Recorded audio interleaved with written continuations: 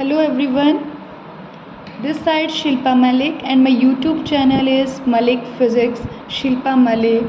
आज हम बेटा क्लास 11th का मोस्ट इम्पॉर्टेंट टॉपिक वेक्टर, जो कि आगे बहुत यूज़ होने वाला है आपकी क्लास 11th और फर्दर आपकी क्लास 12th में भी वेक्टर टॉपिक के कंसेप्ट यूज़ होंगे। तो आज हम वही स्टार्ट करने वाले हैं। देखो बेटा, वेक्टर जो है आपने दो क्वांटिटीज़ पढ़ी होंगी, बहुत सारी फिजिकल क्वांटिटीज़ पढ़ी होंगी, उनको फर्दर आगे दो कैटेगरी में डिवाइड किया गया है। एक होती है बेटा scalar and the second one is a vector, ठीक है ना। एक और होती है बेटा, वो हम बताते हैं लेकिन इतना यूज़ नहीं होती, दैट इज़ अ टेंसर। एक स्केलर और वेक्टर तो हम मोस्टली हमें यूज़ करते रहते हैं, बट एक third one is a tensor. Tensor वो होती है बेटा जो क्वांटिटी नाइदर स्केलर, ना तो वो स्केलर हो और ना ही वेक्टर हो, तो वो किस कैटेगरी में आ जाएगी? वो टेंसर कैटेगरी में आ जाएगी। नाइदर स्केलर और नोर वेक्टर, वो किस कैटेगरी में आ जाएगी? टेंसर में आ जाएगी। अगर मैं एग्जांपल की बात करूं तो स्ट्रेन इसका एग्जांपल है, स्ट्रेन। अब हम बात करते हैं स्केलर और वेक्टर की। स्केलर बेटा वो फिजिकल क्वांटिटी है विच शो मैग्नीट्यूड ओनली, जो सिर्फ हमें क्या बताती है? मैग्नीट्यूड। सिर्फ क्या बताती है? मैग्नीट्यूड, ठीक है। सिर्फ हमें मैग्नीट्यूड के बारे में बताती है। अगर मैं एग्जांपल की बात करूं तो अगर मैं ये कहूं 3 किलोमीटर, तो 3 किलोमीटर सिर्फ मैग्नीट्यूड है, ये तो नहीं बताया उसने कि किस पर्टिकुलर डायरेक्शन के थ्रू जा रहा है, किस तरफ जा रहा है। सिर्फ हमें बताया कि 3 किलोमीटर, तो इट इज़ अ कैसी क्वांटिटी है? वो स्केलर क्वांटिटी में आ गया। अगर मैं बात करूँ कि वेक्टर क्वांटिटी की, तो ये वो फिजिकल क्वांटिटी है विच हैव मैग्नीट्यूड भी बताएगा, magnitude, it show magnitude as well as direction, और जो हमें डायरेक्शन और दोनों ही चीज़ बताए, magnitude and direction both. Example velocity. Velocity में क्या होता है, क्या बताता है कि किस डायरेक्शन में बॉडी जा रही है, किस डायरेक्शन में। मान लो कोई बॉडी 3 मीटर पर सेकेंड से जा रही है ईस्ट की तरफ, किस तरफ?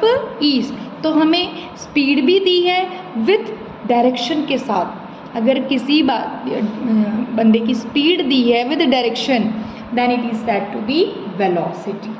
वेलोसिटी हो गया, एक्सेलरेशन है, मोमेंटम है, या आपने यूनिट सेकेंड में पढ़ा होगा सारी चीज़ें।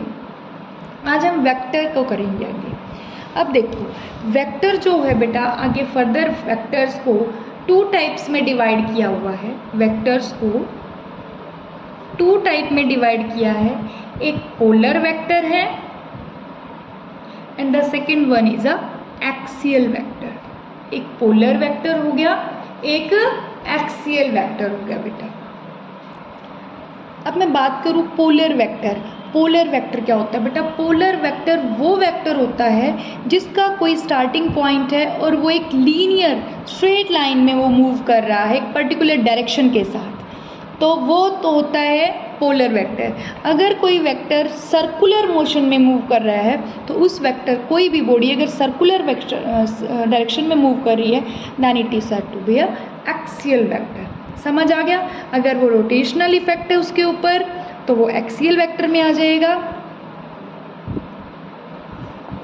और ये एक्ट कर रहा है along the direction of motion, मतलब स्ट्रेट लाइन पे जा रहा है, स्ट्रेट लाइन में जा रहा है, then it is said to be a polar vector. इसको हम क्या बोलेंगे? Polar vector. अब वेक्टर्स की बहुत सारी डेफिनेशंस है। पहला है modulus of vector. Modulus of vector, modulus of vector क्या होता है बेटा? एक वेक्टर है, उसकी रिप्रेजेंटेशन ये होती है, ये इसकी वेक्टर की रिप्रेजेंटेशन होती है कि एक एरो लगाया, ये इसका हेड होता है और ये इसकी टेल होती है, तो ये किसी वेक्टर की रिप्रेजेंटेशन होती है।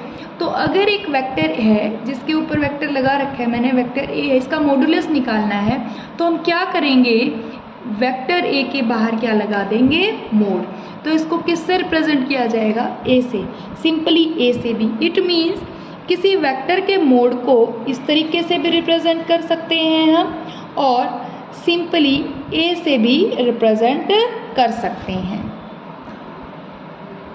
नेक्स्ट वन है बेटा unit vector. Unit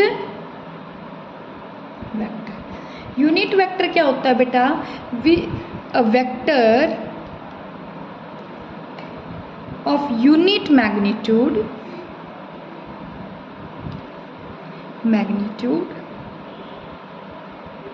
and has same direction as that of the given vector, ये वो वेक्टर है जिसका मैग्नीट्यूड यूनिट हो। कितना मैग्नीट्यूड हो बेटा? यूनिट मैग्नीट्यूड हो, और उसी डायरेक्शन में, उस डायरेक्शन में उनकी सेम हो। मान लो वेक्टर ए है, इसका यूनिट वेक्टर निकालना हो इस वेक्टर का, तो मैं यूनिट वेक्टर को किससे रिप्रेजेंट करेंगे? ए कैप से। ए कैप से किससे रिप्रेजेंट करेंगे बेटा? ए कैप से। तो ए कैप किसके बराबर आ जाएगा? ऊपर उसका वेक्टर और नीचे उसका मैग्नीट्यूड, उसी वेक्टर का ऊपर उस वेक्टर का वेक्टर और नीचे उसका मैग्नीट्यूड। ये हमारा किसी भी वेक्टर का यूनिट वेक्टर होगा। समझ आ गया? And the next topic is, जो नेक्स्ट पॉइंट है थर्ड है बेटा equal vector.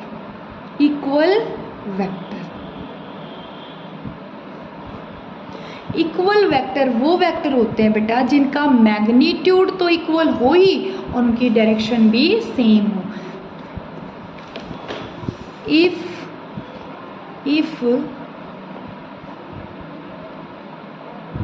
The two vector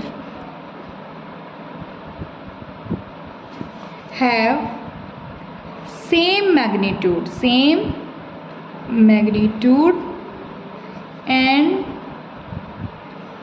same direction, और क्या हो? डायरेक्शन भी क्या हो? सेम, तो वो क्या होंगे? Equal vector.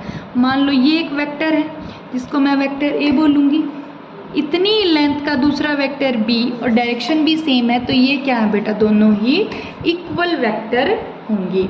Is it clear? Next है नेगेटिव वेक्टर।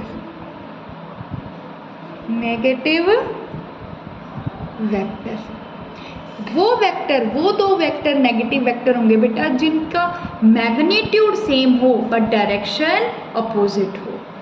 तो the two vector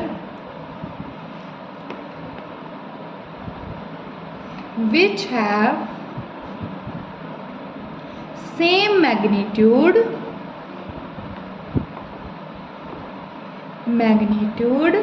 but acting in opposite direction। तो उन वेक्टर को हम क्या बोलेंगे? Negative vector. मान लो ये एक वेक्टर ए है, अब एक वेक्टर ये इधर है तो इसका अपोजिट डायरेक्शन वेक्टर ये होगा, तो इस वेक्टर को हम क्या बोलेंगे? इसी वेक्टर का नेगेटिव वेक्टर, क्योंकि इसकी डायरेक्शन क्या होगी? अपोजिट होगी। तो इनके बीच में जो एंगल होता है बेटा वो कितना होना चाहिए? 180 डिग्री। तो बेशक देख लो, एक वेक्टर ये है, एक वेक्टर ये, इनके बीच में कितना एंगल है? 180 डिग्री है। बताओ है कि नहीं है? तो ये अगर वेक्टर ए है तो ये वाला वेक्टर -a वेक्टर होगा। समझ आया? Now fifth one is a coinitial vector.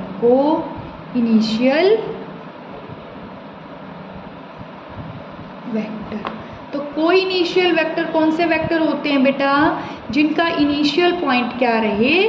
Same रहे। those vector which have